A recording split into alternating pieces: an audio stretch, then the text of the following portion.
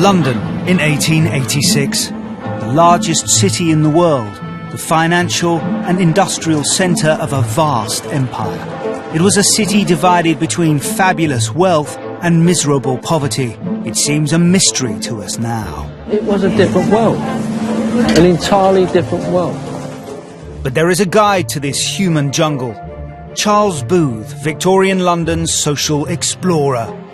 Booth produced a series of pioneering maps that colour-coded the streets of his London according to the ever-shifting class of its residents. Booth's maps are like scans, X-rays that reveal to us the secret past beneath the skin of the present. If people knew how many cattle was killed there, I don't think they'd live there. He wanted his maps to chart stories of momentous social change. I was on the bottom, and those houses were the lowest of the low. The ebb and flow between enormous wealth and terrible poverty.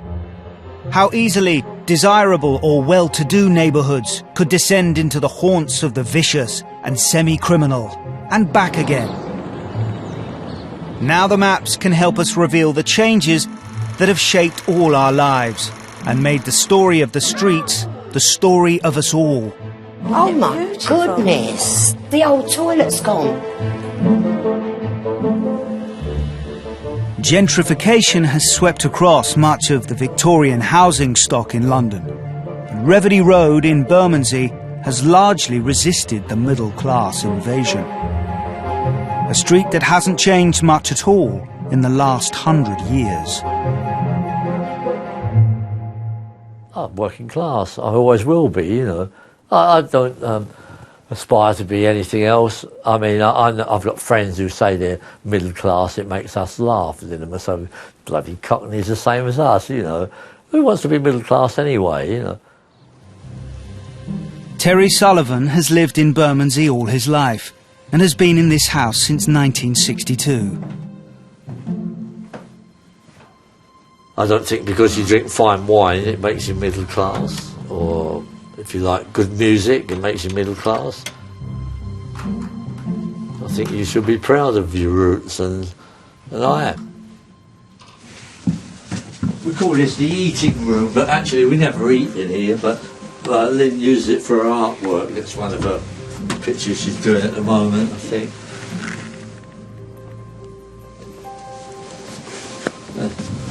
Water bed. Oh, that's what I'm proud of that. See that marble? It's not marble, it's wood. And that's what I did, marbling. I do marbling sometimes. That's one of my most successful ones, because I think that does look like marble, doesn't it? That's across the road. It's my grandfather, my father, my Aunt Mary, and Aunt Lena, and that's John. And that's in Reverdy Road, looking down towards Southwark Park Road.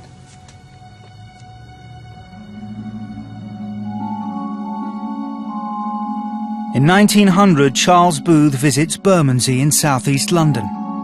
It's an area bounded to the north by the River Thames and to the south by the Old Kent Road. Reverdy Road is a street of 85 two-storey houses built in the 1860s. Booth classifies this street as pink, meaning fairly comfortable, with good ordinary earnings.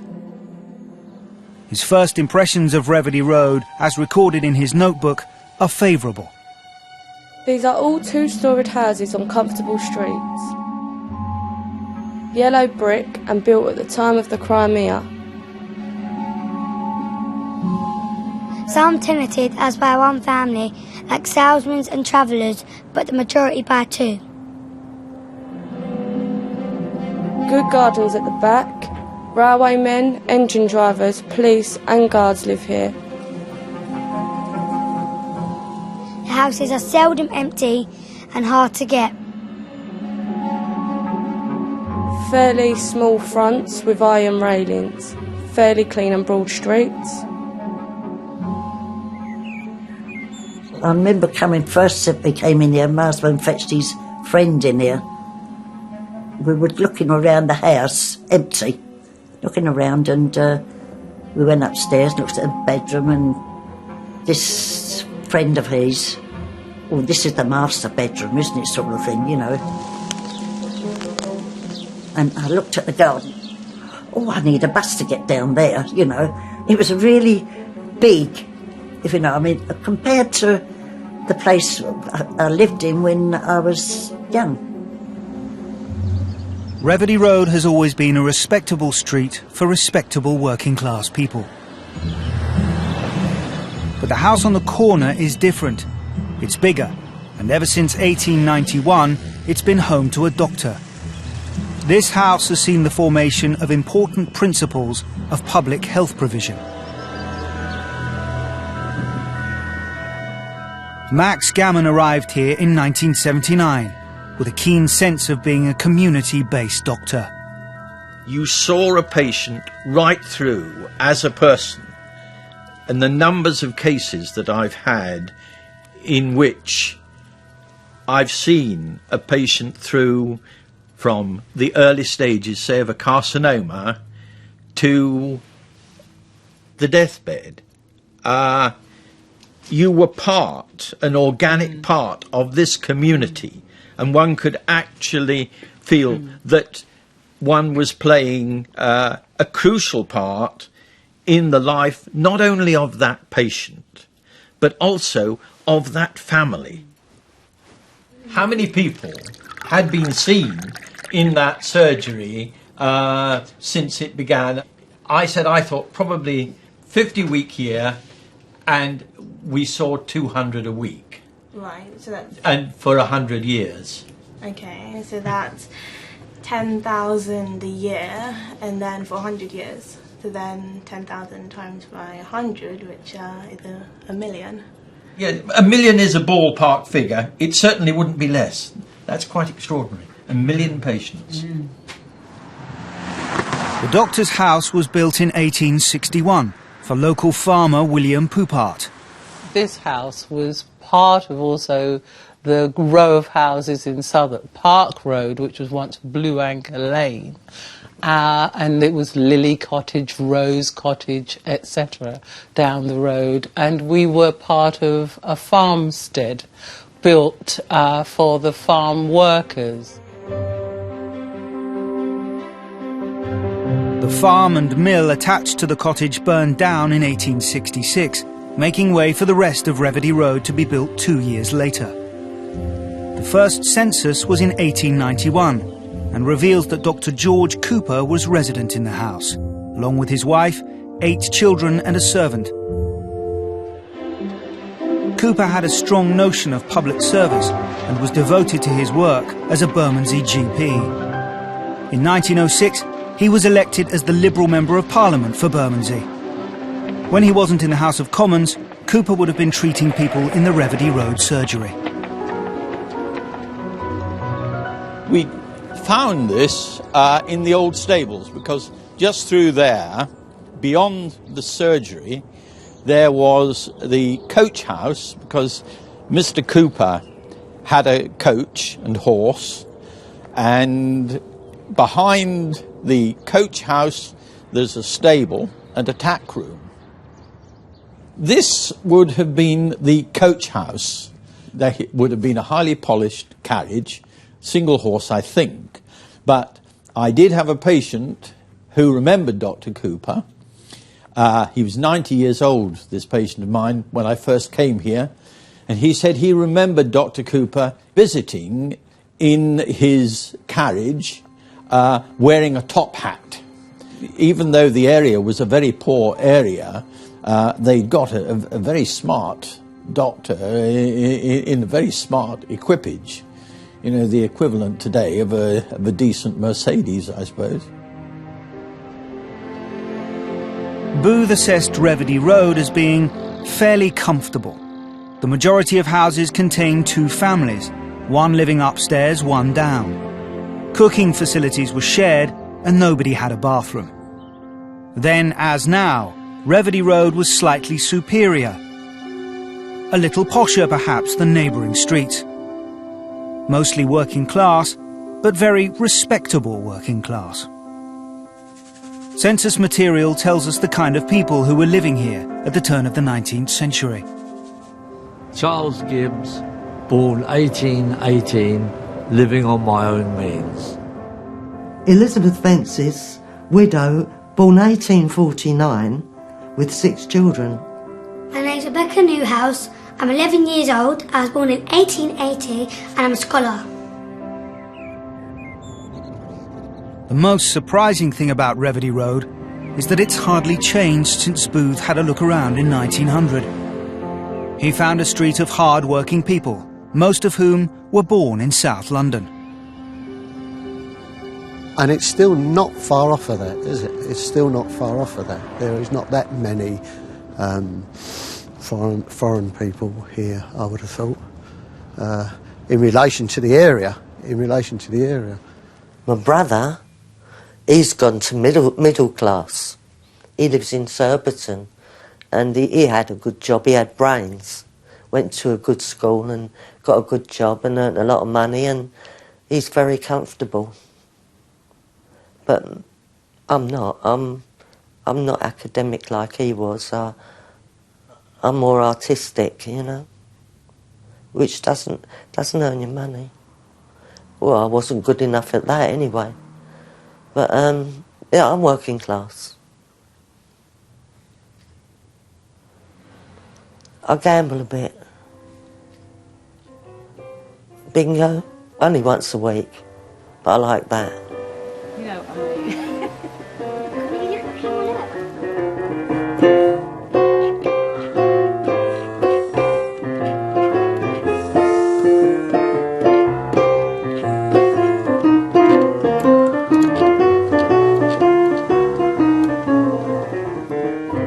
Oh, it's terrible. Sorry about that.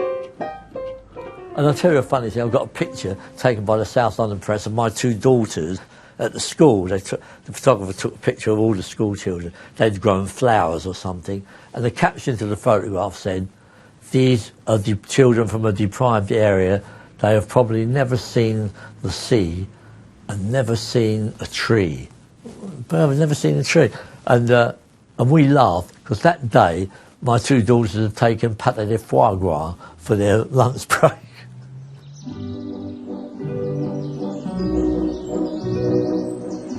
120 miles to the north of Reverdy Road stands Alscott Hall, a Rococo Gothic pile in the Warwickshire countryside, and once home to James West, former Secretary to the Treasury, now occupied by his descendant, Emma Holman West. pretty special, isn't it?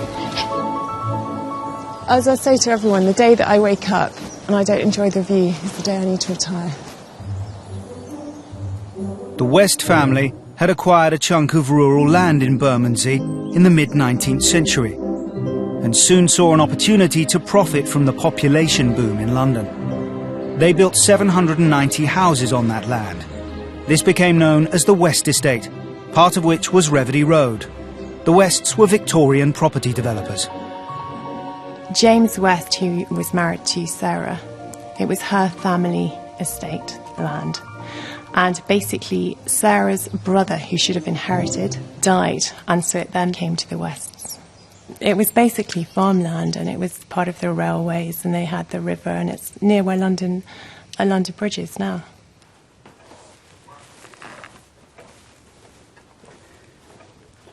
This map is a commercial map of London from 1807. Emma knows little about the building of the estate that bears her name. Most of the documents relating to it were donated years ago to the John Harvard Library in Bermondsey. Historian Stephen Humphreys has brought back some of these documents to show her. The estate has coloured in all its lands in pink and purple, and the purple bits were going to be disposed of, but the pink bits, including Reverdy Road, were kept down to 1960. And is there any reason why they decided to build?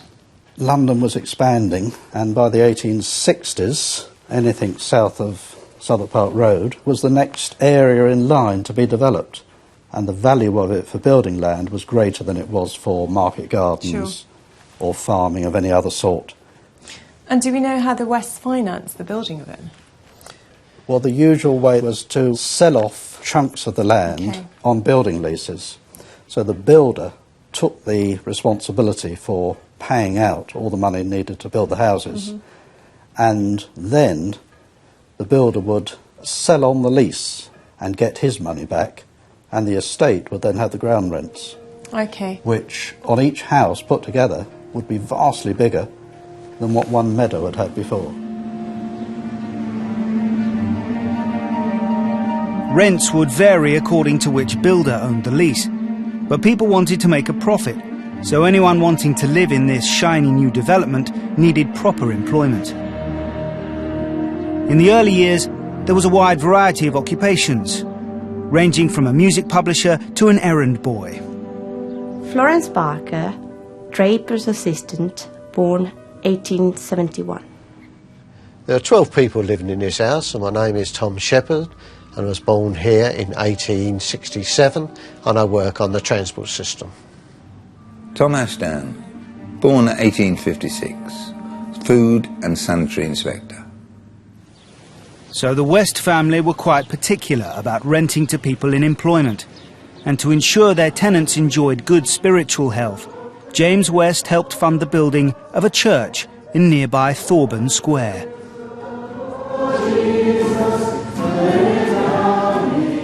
In the late 1850s, a young curate called Thornton Wilkinson was given the task of actually founding a congregation in this area. And Thornton Wilkinson did it by standing on street corners and holding impromptu services. He'd done that for quite some time, very bravely, when a group of people who must have had some money came to him one day and said, "Look, lad, we've seen you, we admire what you're doing, we'll build a church for you." And he is in fact named on here. Oh, right, okay. J.R. West Esquire. Yeah. He's giving £100 to the contributions for the new St Anne's Church, Right. which was to be built in Thorburn Square, and it's on that map. And is the church still there? There is still a church there, yes. He's giving twice as much as the Bishop of Winchester on this list. When Booth paid his visit in 1900, the vicar of St Anne's was a Mr. Walsh.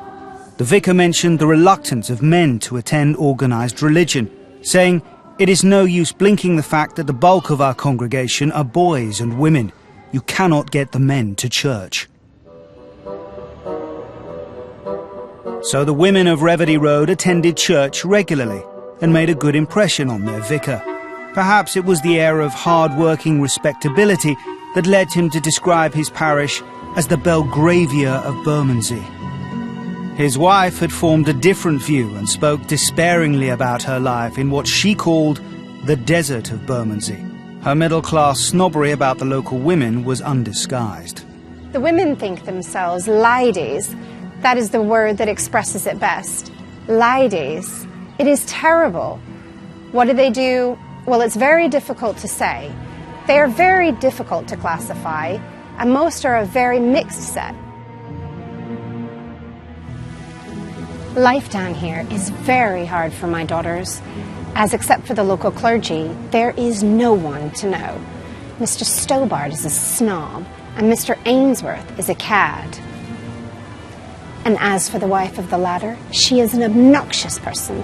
Impossible. Poor Mrs. Walsh marooned amongst the proles with no one to speak to. At the other end of the street, Dr. Cooper was able to bridge the class divide as a popular GP and Member of Parliament. He died at home in 1909 after a late sitting in the House of Commons. By 1920, the surgery had been taken over by Dr. Alfred Salter, a Republican and pacifist.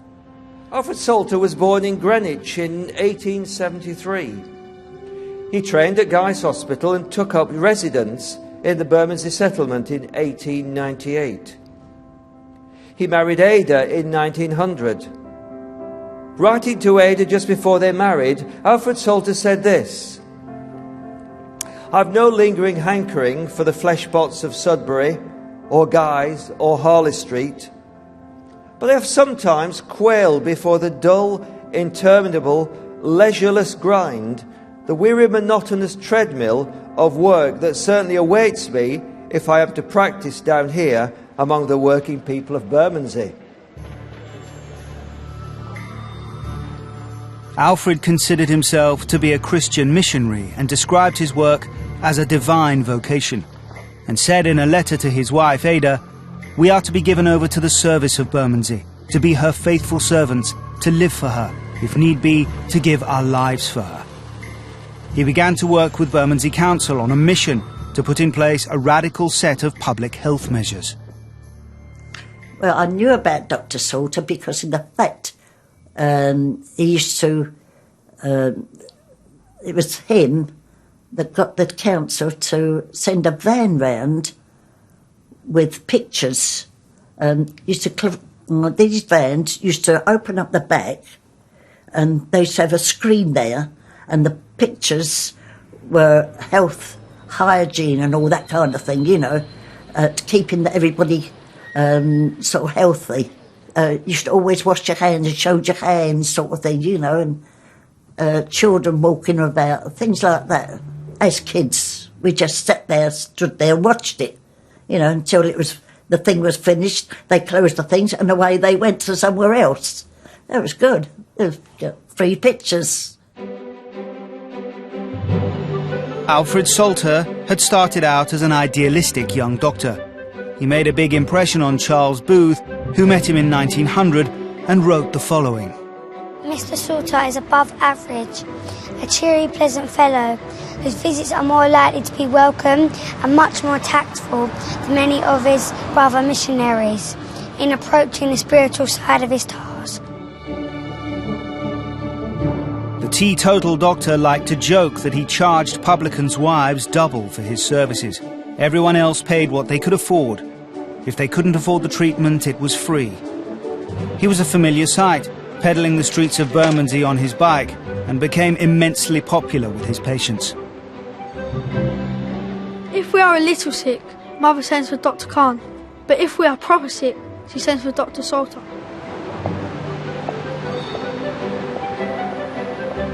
A man turned up to the surgery one day with his wife and was told that Dr. Salter was away, but that he could see another doctor. However, the man said that no one else would do for his wife, not even if it was the bloke who does for the Queen.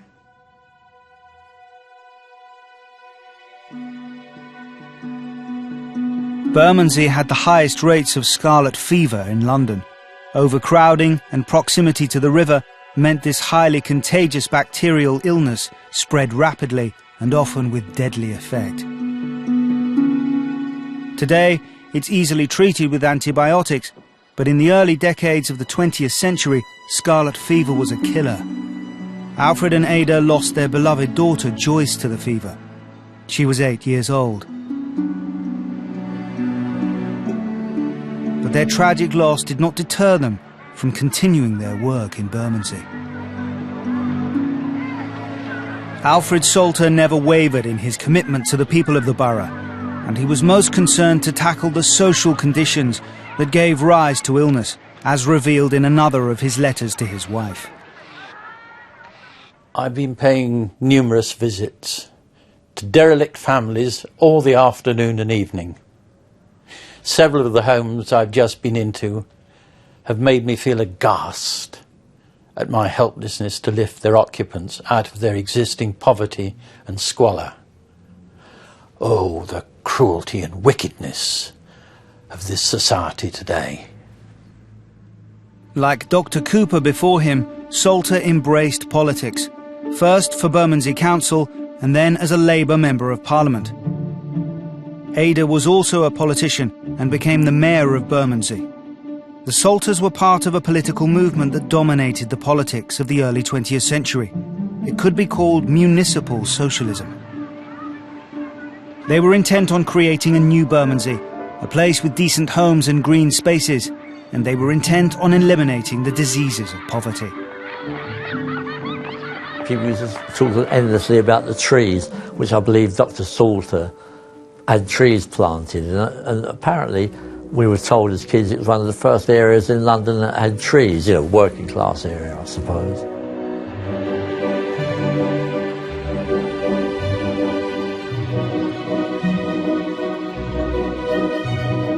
Working with the council, the Salters were responsible for planting more than 10,000 trees throughout the borough of Bermondsey. Reverdy Road became tree-lined. Alfred said of this venture, "The trees not only add to the beauty of the neighbourhood all through the spring, summer and autumn, but the green matter of the leaves is purifying the atmosphere and helping to make Bermondsey a more healthy place."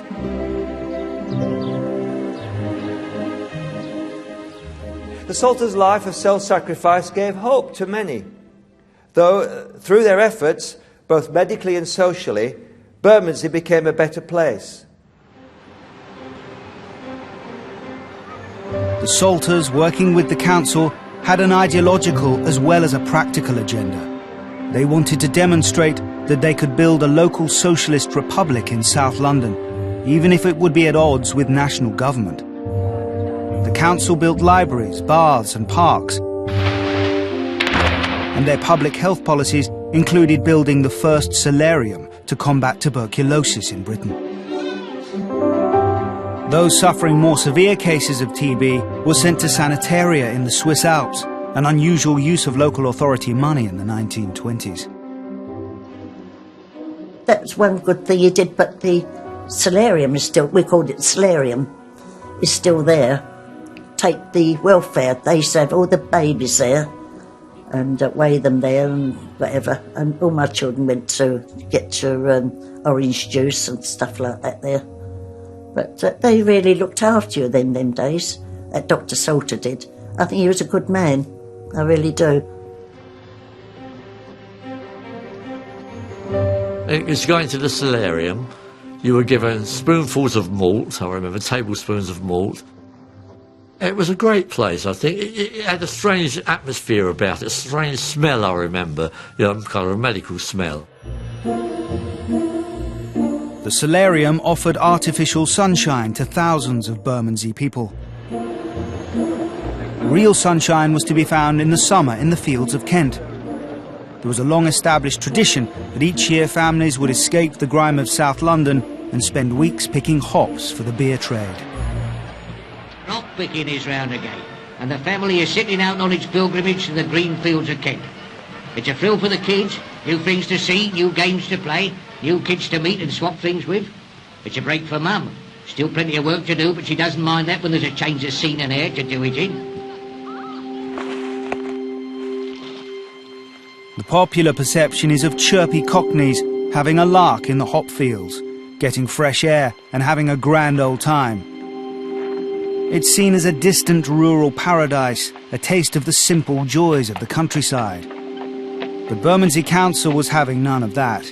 They produced their own film, a piece of propaganda attempting to deter people from going to Kent to be exploited by the brewing industry.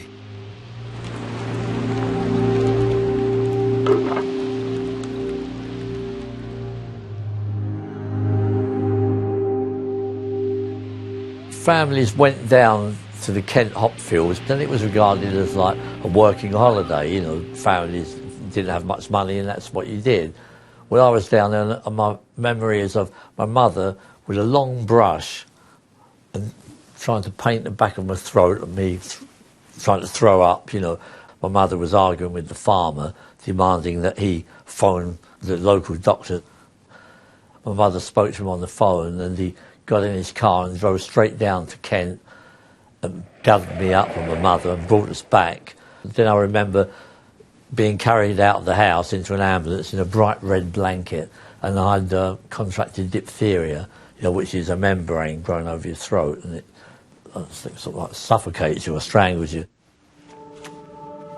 Apparently, my mother told me later that they told them that there was no hope, that, you know, I was going to die that night.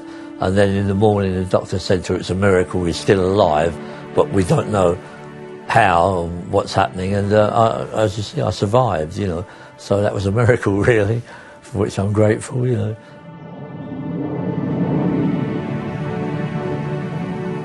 Today, summer holidays are spent further afield than Kent, but there are still hops growing in Reverdy Road, a reminder of how the street's working-class families used to spend their summers. The tradition of Christian doctors continued when William Mumford joined the Reverdy practice. He originally intended to be a foreign missionary, but wrote in his diary, "After I'd been in Bermondsey for 2 years, I felt very much that this foreign work wasn't the call after all. I felt increasingly that I wanted to be as good a Christian doctor as I could be, working among ordinary people."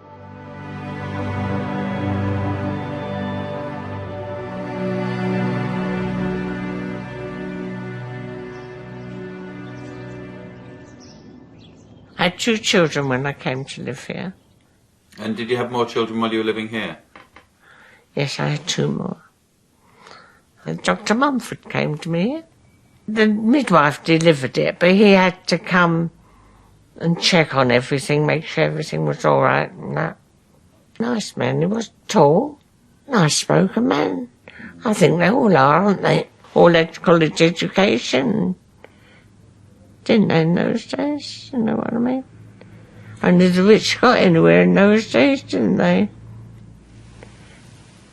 The lady over the road, as I say, her mother lived downstairs, she lived upstairs, and she had a baby over there in that there. At the same time, I had my baby upstairs here. And we were holding our babies up, showing each other our babies. Up the windows, you know, talking to each other across from the bedroom.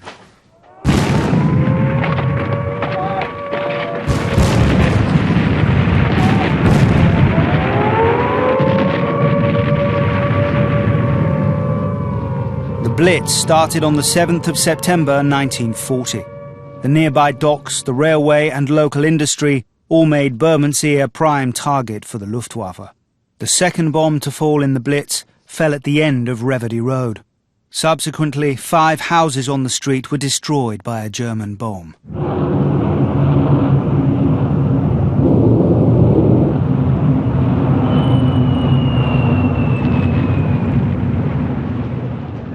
Dr. Mumford, still at Reverdy Road, wrote in his diary, "The populace of Bermondsey dropped from about 120,000 to 20,000 during the war, but we kept the practice going. Several of our Reverdy Road residents had direct experience of being bombed." The air siren had gone and we ended up sheltering in a school. Then suddenly they dropped a bomb on the school.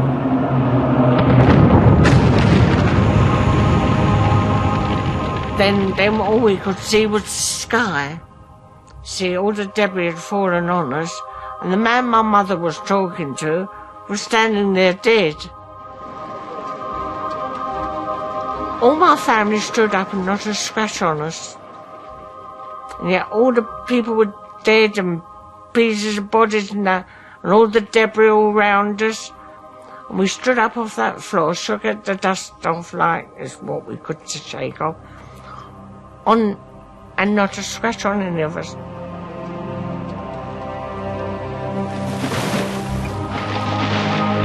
It was exciting for kids in some way. I mean, I was playing tin can copper with, can with 2 sticks and throw a ball with Wally Betts in Reverdy Road, and we threw the ball, hit the can, and the siren went. So I ran one way, picked up the can and the sticks, and he ran the other way, picked up the ball. We shouted, "See you later, see you at the all clear." We both run home, When the all clear, we came up and resumed,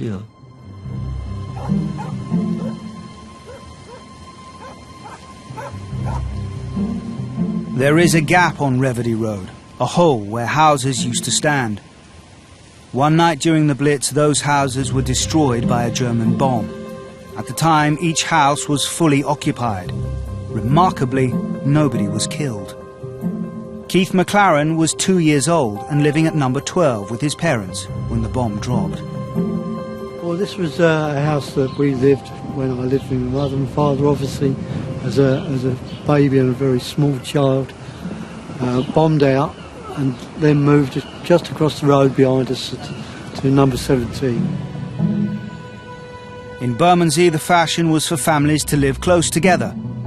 Keith's grandparents lived at number 17. 2-year-old Keith and his parents moved in with them.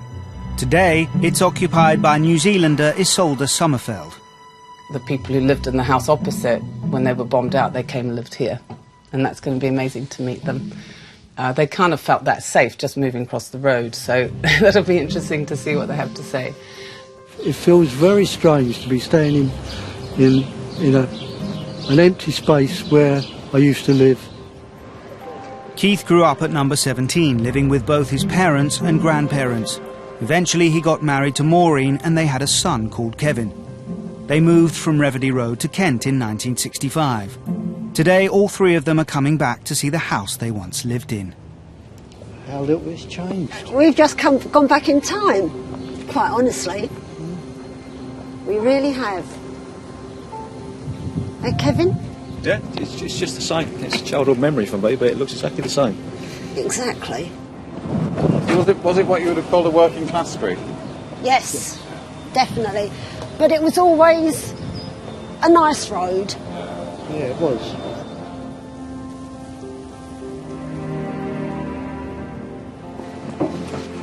Wow. Wow, this is different. Yeah, it's so different. It is. It's so different. We said as soon as we come in, we don't remember it being as narrow. It seems very narrow out there. Yeah, it does. Yeah, it's much This was worse. 2 rooms. Yeah. This door was just like this. Obviously, this was the wall. Yeah. And this, but it looks smaller. It does, doesn't it? Well, in this room at one time we had a small snooker table, a dartboard, and a football game. And I don't know how it all got in there. All in this in that area there.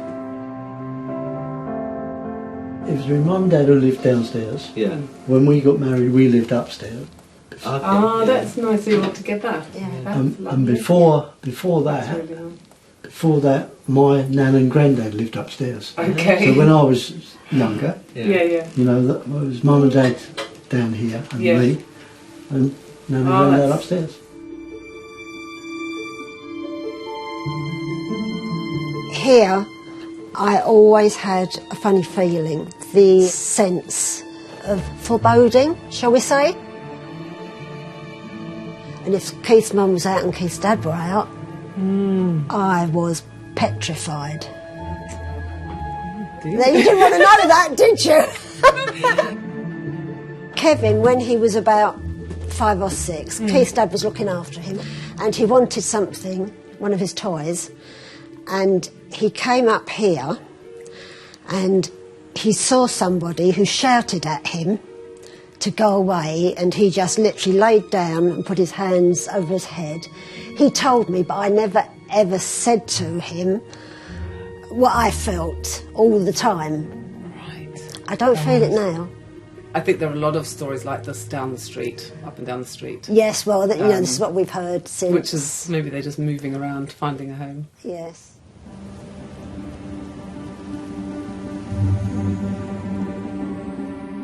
More than 1 million homes were damaged in London during the Blitz. Given how close Reverdy Road is to the prime targets of the railway and the docks, it was fortunate that so few houses were destroyed. Across the whole of Bermondsey, the council felt the Blitz damage was an opportunity to continue the slum clearance that had been one of the passions of Alfred Salter. In 1930 in the House of Commons, he'd said, "We intend over the next 20 years steadily and systematically to purchase the whole of the house property and rebuild the borough from end to end." Unfortunately, he didn't get to see the post-war rebuilding work, as he died in 1945. In Bermondsey, Alfred Salter is still held in high regard, and in 1991, a statue called Dr. Salter's Dream was unveiled by the Thames. It shows Alfred and his daughter Joyce, and her favourite cat. In the post-war period, Reverdy Road was still fairly comfortable and ever so slightly upmarket, despite having rudimentary sanitary arrangements. Had a bath hanging out in the garden on a hook on the wall, tin bath, and every Friday, I think it was, all the saucepans would be put on the gas stove to boil the water with, and I'd have a bath then. But we never went in the bath one after another. We all had our own bath water. Like some families, you shared the bath water. My mum wouldn't have that. bathroom, no. We used to get the, what's the name, bath, you know, the tin bath. Put it in front of the fire. And by the time the last person got in it, it's really black. Kate's mum and dad had the bath in the kitchen with a cover over the top, but we used to go to my mum and dad's for a bath. And before that, up Bermondsey Bars as well. Yeah. Well, not me. So it was a bit awkward with Kate's mum and dad to have a bath downstairs, you know, to go in the bath downstairs in their kitchen. So what was the rent? 26 shillings. A week? We paid £1 for upstairs, and your mum and dad paid 6 shillings at the time.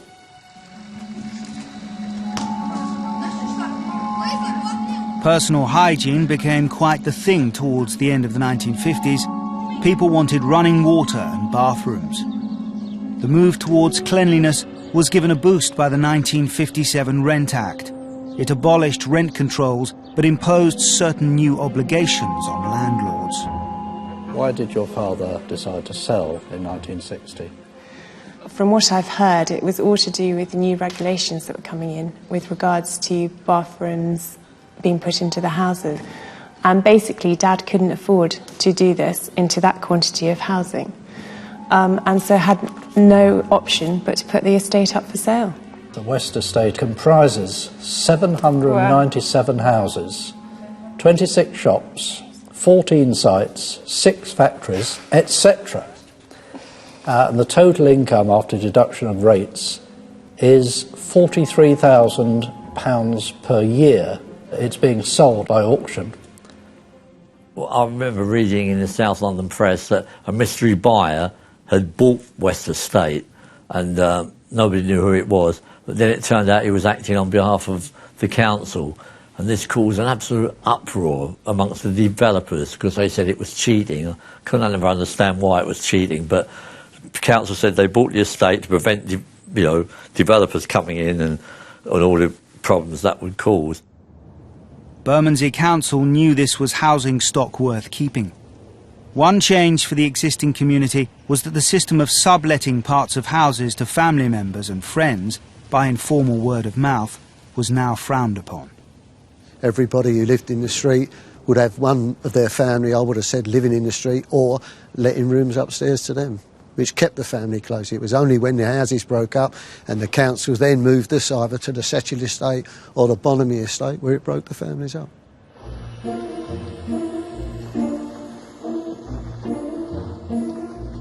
There was a fervour to modernise public housing, from the planning of it to the way it was allocated.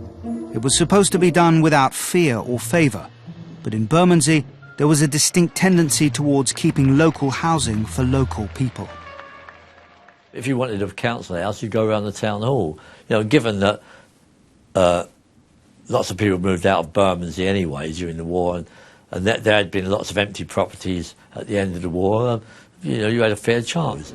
To you are the top party, obviously, yeah, well, but to us, unfortunately, we have to... As you got to the counter, they asked you what your connection was with Bermondsey. If you had none, they said, reject. Next, and it went like that.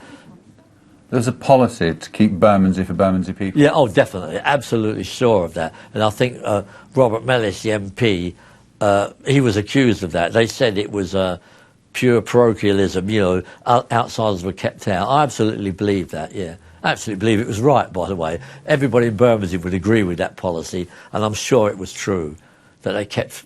You didn't have many coloured people here, did you? Not many immigrant families.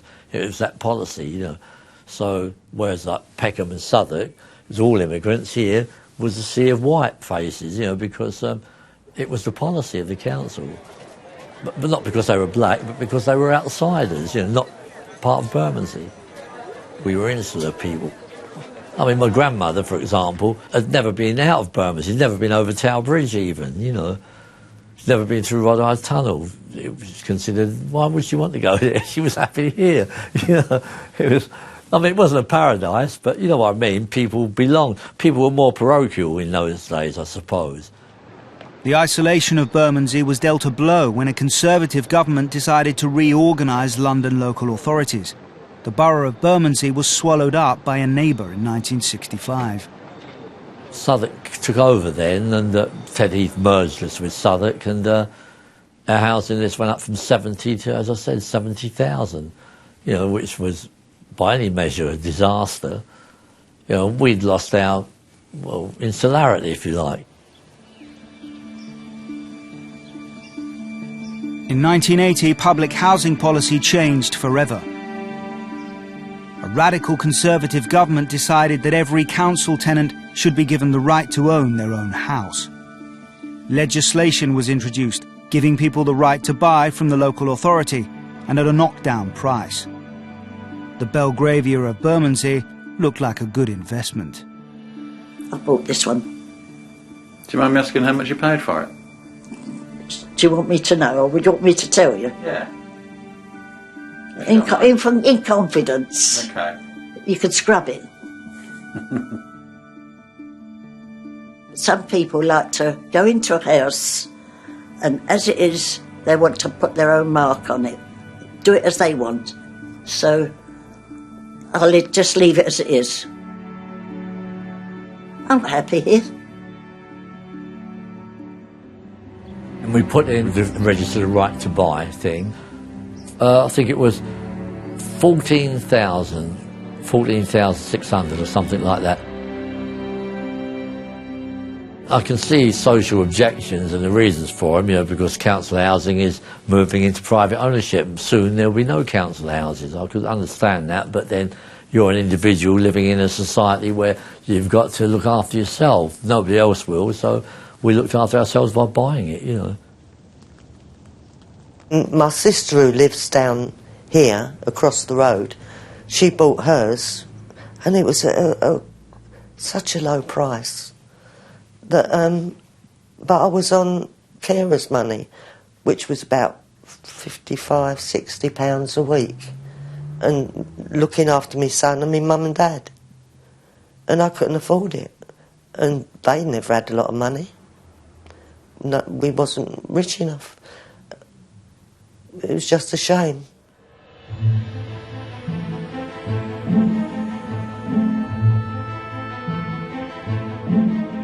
House prices have continued to rise, and so the character of Reverdy Road has changed. Only 40% of the houses are still owned by the council. Reverdy Road there. And here's Southwark Park Road. Up here. Younger people are moving in.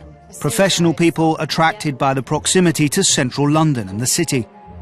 People like Stacey Cox. When I pulled up with the moving van on day one, the neighbours across the street came across to welcome me to the neighbourhood. And as soon as they heard the accent, they said, "Why did you move here?" But also I thought this area was supposed to be an up-and-coming neighbourhood. They were redeveloping Bermondsey Street, Bermondsey Square. And of course it's close to central London. I mean, we're just on the edge, border of Zone 1, Zone 2, so it's easy for me to get into work. Across the road from Stacey's one-bedroom flat is number 62 Reverdy Road. The tenant recently died, and the council have put the house up for auction. Stacey wants to upgrade.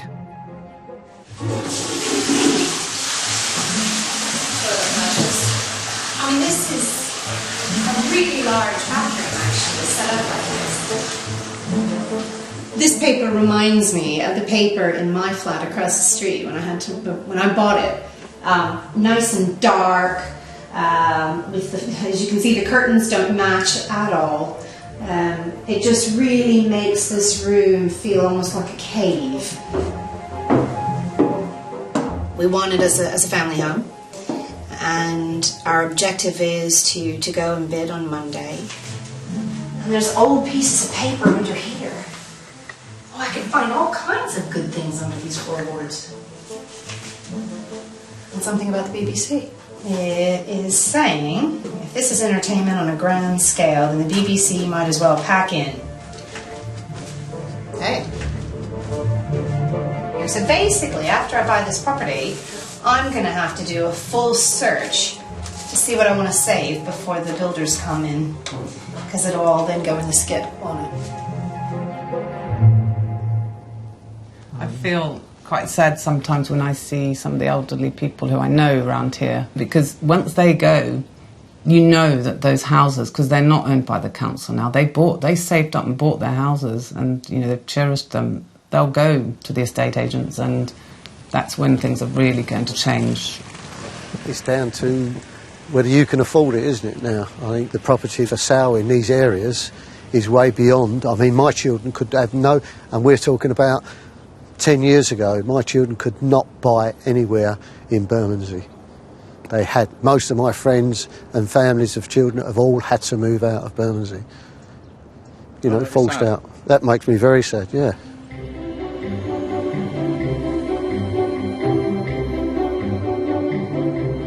The West family sold the estate in 1960.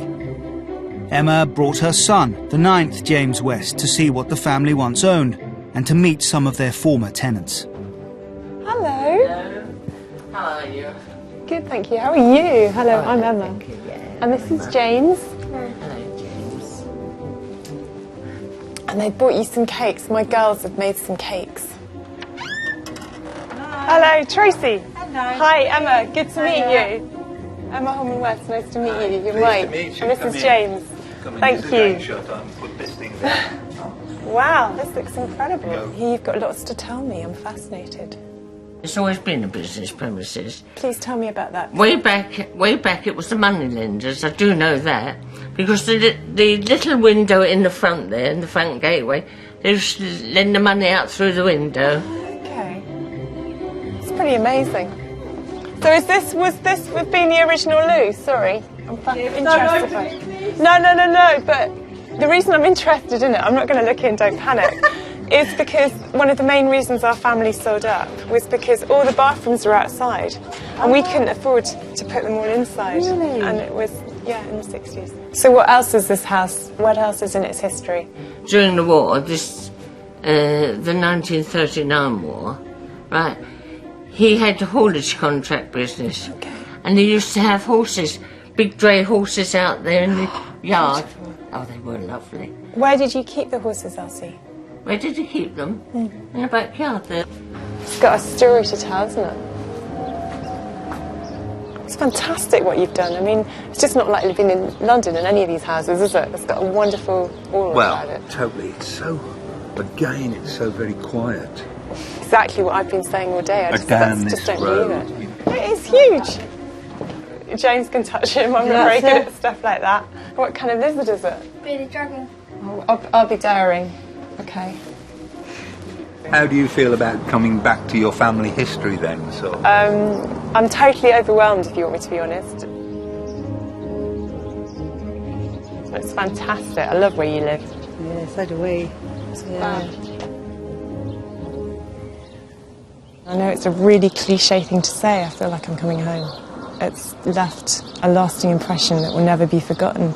And I think I was saying to Mark earlier, it makes me want to sell up our flat where we live in London at the minute, because my husband works in the city, and actually buy a house down here and come back. Seriously? Yeah, I really mean that.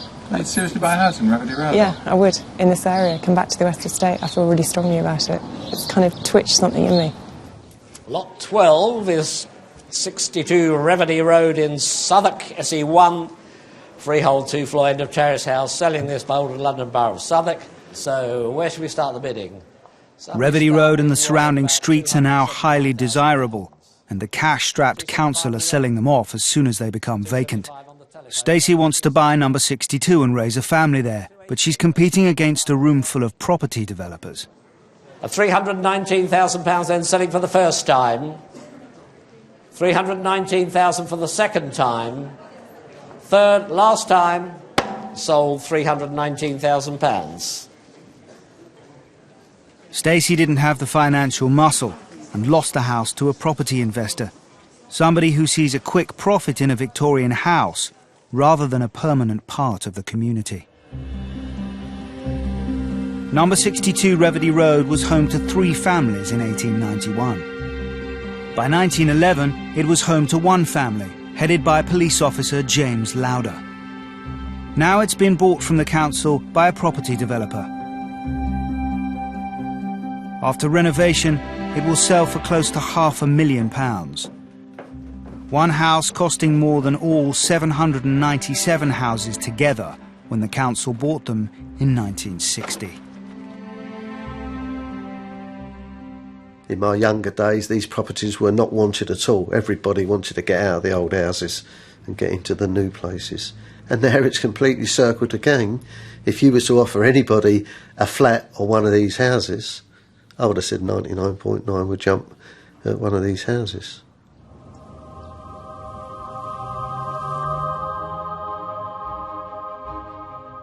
Bermondsey is quite chic now, and all is changing on Reverdy Road. Prices have gone up, and people with money and interior design plans are moving in. Gentrification has finally arrived. If Booth came to Reverdy Road today, he might upgrade it from pink, perhaps to red or even yellow. And if he took a stroll by the river, which used to be blue and black, meaning poor and semi-criminal, he'd certainly upgrade it. Today, this is an area of swanky apartments and business developments. Even so, not all the criminals have left. This was the statue of Dr. Salter, and you can see where it was fixed to the seat, and recently some thieves came and stole it. Local people have got together to form some association to either try to recover the statue, which I think highly unlikely, or get a new one commissioned. Alfred has no doubt been melted down, but at least his daughter and cat were spared and have been taken into protective custody. The surgery on Reverdy Road closed in 1994, and Max Gammon is the last in a long line of doctors who have lived here and served the people of Bermondsey. I do believe it is the end of an era. I'm the last of a line, really, and so I'm very satisfied that I'm very privileged to have been the last doctor to live in this house. They're all nice people. They really are. Yeah. No, if I chose to live anywhere, it'd be down this street. Yeah. Next week, we go to Arnold Circus. It was like walking into, I don't know, somewhere so different. A Victorian model village in the heart of the East End. And you would get 6 of the best if you misbehaved. It hurt. It left marks on your buttocks, because most of us never wore underpants. A haven in the heart of the city. Home, sweet home. Hello, Mum. Hello, Dad. To discover more about Britain's secret streets, the Open University has produced a free guidebook. Go to bbc.co.uk/ourstreets and follow the links to the Open University, or call 0845 366 0251.